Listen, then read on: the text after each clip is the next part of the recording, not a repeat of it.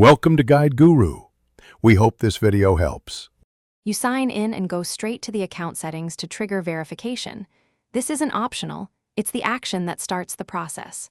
Once done, choose phone or recovery email as your delivery method because those are fastest. Make sure the number or address you pick is accessible right now and keep the device on and unlocked. If you see two-step prompts, follow them. They lead to the same 6-digit code step you'll enter next.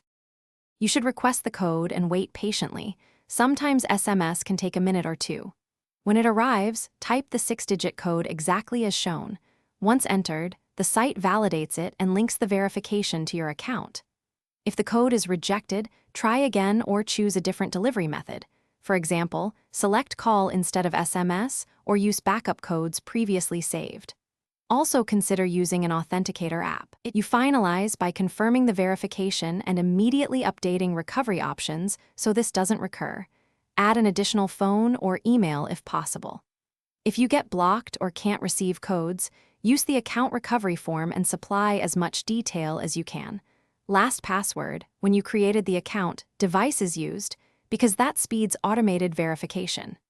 If recovery still fails, contact Google support and be prepared to wait up to a few days for review.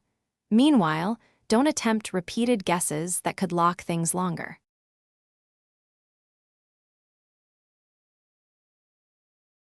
Thanks for watching. Consider subscribing if we helped you today.